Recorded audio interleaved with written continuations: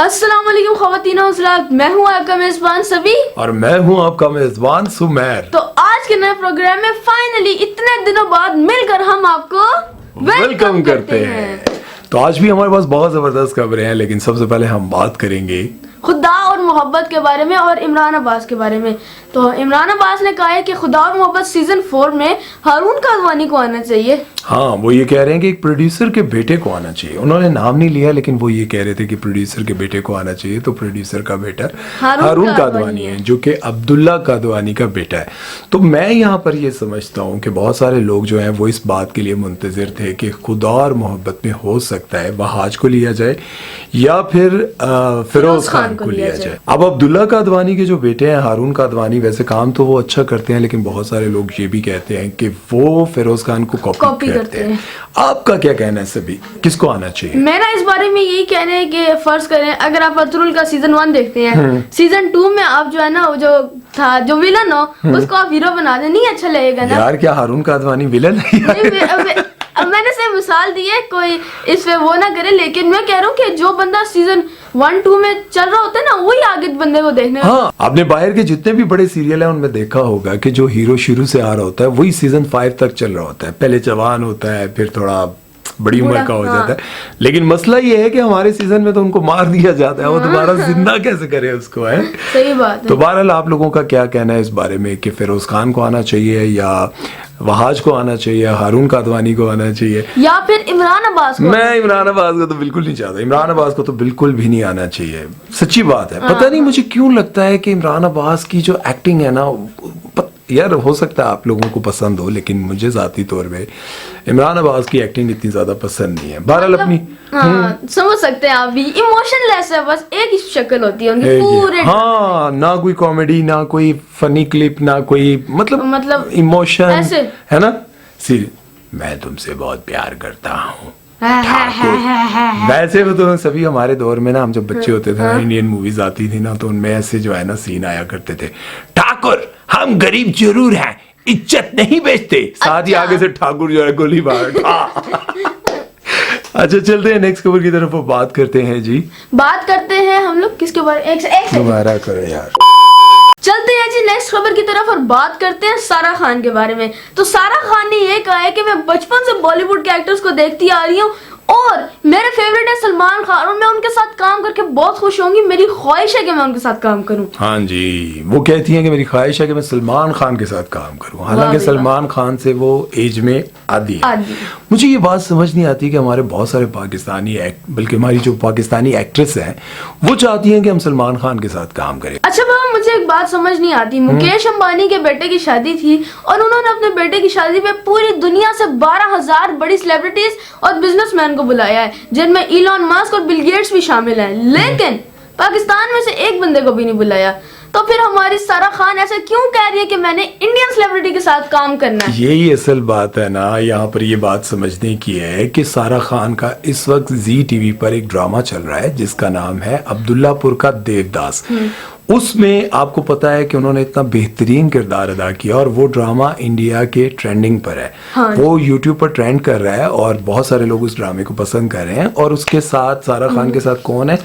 سارہ خان کے ساتھ بلال عباس ہے، اور پاکستان میں بلال عباس کا عشق مرشد چل رہا ہے۔ تو انہوں نے یہ بات اس لیے کی ہے تاکہ یہ بات ٹرینڈ کرے، کچھ لوگ تنقید کریں گے، کچھ لوگ جو ہے تعریف کریں گے، کچھ لوگ کہیں گے، کچھ لوگ یہ کہیں گے، پہلے میری کمپلیٹ ہو رہی ہے، کچھ لوگ یہ کہیں گے کہ دیکھیں یار سارہ خان سلمان خان کے ساتھ کام کرنا چاہ رہی ہے۔ یہ ساری چیزیں اس لیے سوچ سمجھ کر کی جاتی ہیں تاکہ وہاں کے جو لوگ ہیں وہ سارہ خان کو دیکھنے لگ جائیں اور سارہ خان کو فالو کریں، انسٹاگرام پہ فالوورز بڑھ جائیں۔ یہ ساری ایک سیاست ہوتی ہے، لیکن یہاں پر تھوڑی بہت جو ہے نا انسان کے اندر وہ بات ضرور ہونی چاہیے کہ اگر پوری دنیا کی سیلیبریٹیز وہاں پر موجود تھیں اور پاکستانی سیلیبریٹیز نہیں تھی تو پاکستانی سیلیبریٹیز کو ایسی خواہش بھی ظاہر نہیں کرنی چاہیے، کیونکہ ایسی خواہش ظاہر کرنے کا مطلب یہ ہے کہ آپ اپنے آپ کو گرا رہے ہیں، اپنی عزت گوا رہے ہیں۔ دیکھیں میں یہ بات صاف کہتا ہوں کہ دیکھیں سارہ خان کو ایسا کہنا بھی نہیں چاہیے تھا، چاہے ان کا ڈرامہ وہاں پہ ٹرینڈ کر رہا ہے، چاہے وہ چل رہا ہے، لوگ پسند کر رہے ہیں، لیکن ہماری سیلیبریٹیز کو یہ بات سوچنی چاہیے کہ دیکھیں جب مکیش امبانی نے دنیا کے بہترین لوگوں کو وہاں پر اکٹھا کیا تو کیا پاکستان میں کوئی بھی ایسا نہیں تھا جنہیں آپ انوائٹ کر سکتے؟ اور یاسر شامی نے تو اس کے اوپر ایک مذاقیہ ویڈیو वीडियो भी बना दिया, बाबर आजम को बुलाया था और उन्होंने कहा हम कुछ 36 करोड़ दे रहे हैं, तो बाबर आजम कहते हैं कि 36 करोड़ तो देते ही नहीं है, रॉन्ग कॉल है, काट दो। और फिर उन्होंने चाहत फतेह अली खान को फोन किया, उन्होंने कहा 10 करोड़ देंगे, बस आपने खामोश रहना, बोलना नहीं है मुकेश अंबानी ने। और एक और सिंगर का भी यासिर शामी ने जिक्र किया, उन्होंने कहा कि मैं आ जाता जरूर लेकिन मैंने साथ वाली गली में एक मेहंदी का फंक्शन जो है पहले से बुक किया। तो इस तरह की चीजें जो है वो चल रही हैं। बहरहाल मुझे यूं लगता है कि हमारी पाकिस्तानी सेलिब्रिटीज को ऐसा नहीं करना चाहिए था, क्योंकि सेल्फ रिस्पेक्ट बहुत जरूरी है। तो बहरहाल चलते हैं नेक्स्ट खबर की तरफ और बात करते हैं PSL 9 के बारे में। क्या खबर है भाई? खबर ये है कि PSL के स्टेडियम सब खाली पड़े हैं, कोई भी PSL का मैच देखने नहीं जा रहा। मतलब कि कराची में मैच और कराची वालों ने बिल्कुल इसका बॉयकॉट किया, और जो रावलपिंडी स्टेडियम में हुआ था वहां पे भी स्टेडियम खाली पड़े थे। और नहीं यार ऐसा नहीं है, ऐसा नहीं है, बाइकआउट सारे लोगों ने नहीं किया, चंद लोग। लेकिन ये है कि जिस तरह से PSL के मैचेस में रश होना चाहिए था वो नहीं है। उसकी वजह ये है कि लोगों ने, इसलिए ज़्यादातर मैं उन लोगों को अप्रिशिएट करता हूँ जिन लोगों ने बाइकआउट किया सिर्फ इसलिए कि वहाँ पर KFC के बड़े बड़े लोगोस लगे हुए हैं और KFC ने इस PSL को स्पॉन्सर्ड किया है, बहुत बड़ा स्पॉन्सर है, ठीक है। और लोगों ने इतराज़ किया है कि जहाँ फ़लस्तीन पर इतना जुल्म सितम और ये सब कुछ हो रहा है और ये KFC उन्हीं का ब्रांड है, तो जाहिर है KFC ने इस वजह से किया है कि हमारी जो है ना रेपुटेशन बेहतर है, लोग देखें। लेकिन आपने देखा है कि PSL के मैचेस में बहुत सारा स्टेडियम जो है वो खाली हो जाता है। और दूसरी जो असल बात है वो ज़रा आप गौर करें कि PSL का मैच हो रहा होता है तो PSL के एक प्लेयर को करोड़ों रुपए दिए जा रहे होते हैं।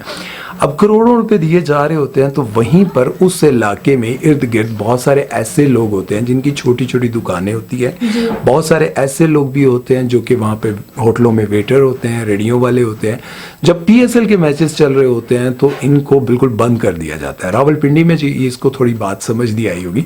रावलपिंडी में जब मैचेस होते हैं तो वहाँ पर क्या होता है कि एक बहुत बड़ा फूड स्ट्रीट है और उसके आसपास बहुत सारे और होटल हैं, मैकेनिक हैं। जब यहाँ पर मैचेस होते हैं तो वो पूरा बंद कर दिया जाता है।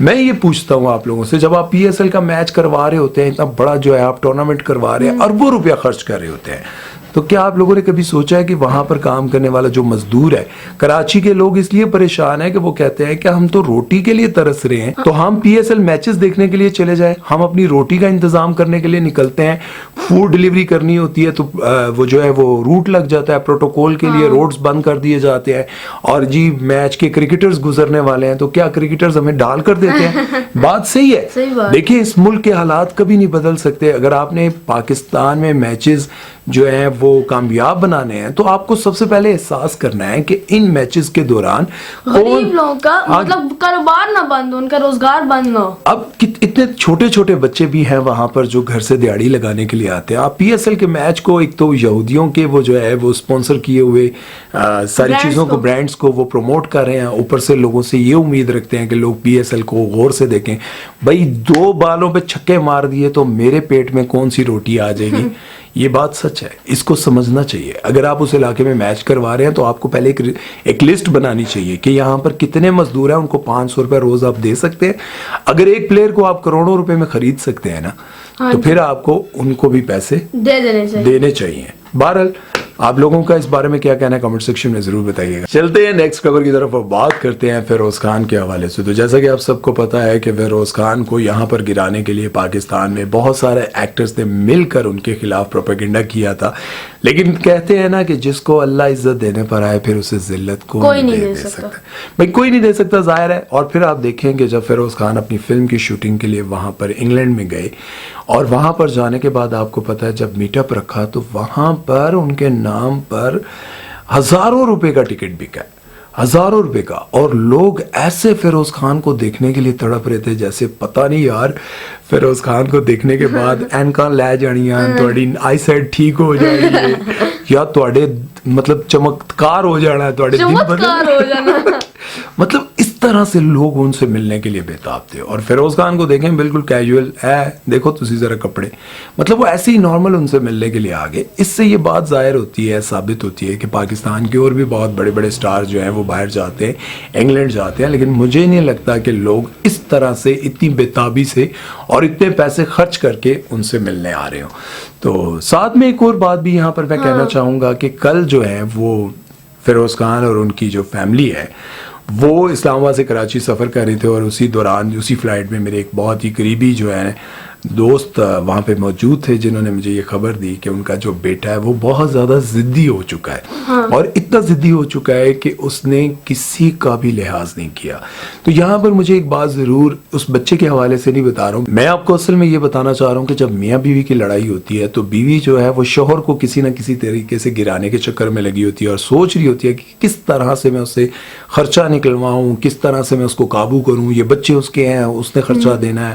اور شروع میں بھی ان کی آپس میں اسی طرح لڑائیاں چل رہی ہوتی ہیں. شوہر جو ہے وہ چاہ رہا ہوتا ہے کہ بیوی کو کنٹرول میں رکھوں. اسی چکر میں جو ہے پھر علیحدگی ہوتی ہے, لیکن بچے رول جاتے ہیں. اور اس کا ثبوت اس طرح سے مل رہا ہے کہ کل وہ بچہ مجھے یوں پتہ چلا کہ بہت زیادہ ضد کر رہا تھا, بہت زیادہ, میں وہ ورڈ تو نہیں کہوں گا کہ بدتمیزی کر رہا تھا, لیکن وہ چڑچڑا اس وجہ سے ہو گیا چونکہ اب میاں بیوی کی لڑائی چلتی رہتی ہے تو بچے کی تربیت پر کون فوکس کرے گا. بہتر یہ ہے کہ اس لڑائی کو آپ عدالتوں اور ان چکروں سے ختم کر کے بچے کی تربیت پر جو ہے توجہ دینی چاہیے. کل ایسا نہ ہو کہ آج مجھے کسی ایک نے خبر دی ہے تو کل یہ خبریں عام ہوں کہ فیروز خان کا جو بچہ ہے وہ بہت, بچے تو بچے ہوتے ہیں, بچوں کو کہاں پتہ چلتا ہے کہ میں کیا کر رہا ہوں. اور ابھی وہ بچہ چھوٹا, اس کی تربیت کی جا سکتی ہے, مطلب ہاں اس کو سکھایا جا سکتا ہے. لیکن جو لوگ بچوں کو ماں باپ سے دور کرتے ہیں نا, چاہے وہ ماں سے دور کیا جائے یا باپ سے دور کیا جائے, ان کو شاید یہ سمجھ نہیں آ رہی ہوتی. وہ یہ سمجھ رہے ہوتے ہیں کہ ہم نے دیکھا کیسے بدلہ لے لیا, لیکن وہ بدلہ اصل میں آپ بچوں سے لے رہے ہوتے ہیں, بچوں کو خراب کر رہے ہوتے ہیں. تو آج وہ بچہ مجھے یوں لگتا ہے کہ شاید وہ باپ کے لیے تڑپتا رہا, پھر وہ ماں جو ہے وہ کیس کے چکر میں لگی رہی, باپ بھی اپنے کاموں میں بزی رہا. آج وہ بچہ مجھے یوں لگتا ہے کہ شاید کسی بات پر چڑ چکا ہے جس کی وجہ سے وہ اتنا چڑچڑا ہو گیا ہے. بہرحال اللہ تعالیٰ سے دعا ہے کہ اللہ تعالیٰ ان کے لیے آسانیاں کرے, ہمارے بچوں کے لیے اور آپ کے بچوں کے لیے بھی. یار اور خبر کوئی نہیں, ختم. بہرحال یار چلیں, اتنی خبریں. اور ایک اور آپ کو بات کہنا چاہیں گے کہ سبھی کا ولاگ آپ ضرور دیکھا کریں. کتنی بار کہہ چکا ہوں یار, اتنے لوگ یہاں پر آتے ہو, 10 15 20 ہزار لوگ ویڈیو دیکھ لیتے ہو یار, جا کے کر دو یار, بیچارہ غریب پلیز اللہ کا واسطہ یار کر دو. تو اس کے ساتھ ہی آج کا ویڈیو کرتے ہیں ختم. اپنا خیال رکھیے گا, دعاؤں میں یاد رکھیے گا سبھی, اور سمیر کو دیجیے اجازت. اللہ حافظ.